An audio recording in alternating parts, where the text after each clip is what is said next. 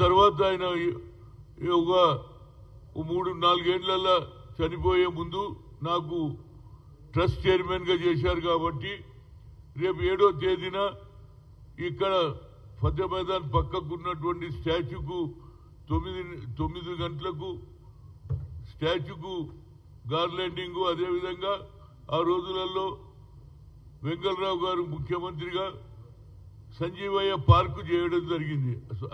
అంతిమ సంస్కరణలు అక్కడనే జరిగినాయి కాబట్టి ప్రతి ఒక్కరు కూడా ఇవాళ మంత్రులు కానీ శాసనసభ్యులు కానీ బడుగు బలహీన వర్గాలకు సంబంధం అందరూ కూడా వారికి నివాళులు అర్పించాలని అయితే దామోదరం సంజీవయ్య ట్రస్ట్ చైర్మన్గా అందరినీ నేను రిక్వెస్ట్ చేస్తున్నా. అదేవిధంగా ఆ ఊరికి కూడా వెళ్తున్నా. అదే రోజు సాయంత్రం 4:30కు అక్కడ ఆయన స్టాచ్యూ పెడుతున్నా ఆయన గ్రామంలో, అక్కడ కూడా వెళ్తా. ఇక్కడ కూడా అందరు రావాలని, ఎందుకంటే మొట్టమొదటి హరిజన ముఖ్యమంత్రి యావత్ భారతదేశంలో ఫస్ట్ టైం అయింది ఆయన.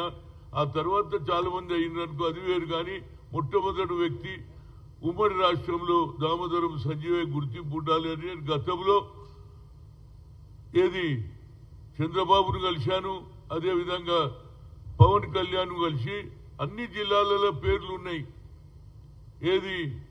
కానీ సంజీవయ్య పేరు కూడా కర్నూలు జిల్లాకు పెట్టాలని ఒక రిక్వెస్ట్ పెట్టాను. అది ఏమైతుందో చూద్దాం, కానీ తప్పనిసరిగా ప్రతి ఒక్కరు కూడా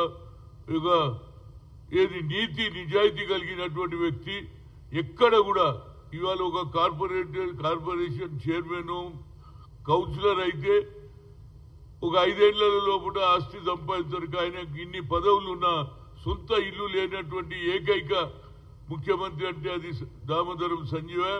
వారికి 53వ వర్ధంతిలో అందరు రావాలని కోరుతున్నా. యాజ్ ఎ ట్రస్ట్ చైర్మన్ గా తప్పనిసరిగా అందరూ వచ్చి నివాళులు అర్పించాలి. ఫతే మైదాన్ క్లబ్ పక్కకు ఉన్నటువంటి స్టాచ్యూకు గార్లెండింగ్ 9:30, ఆ తర్వాత 10 o'clock Sanjeevaiah park necklace road లో ఉంది. దానికి అందరూ హాజరు కావాలని కోరుతున్నా.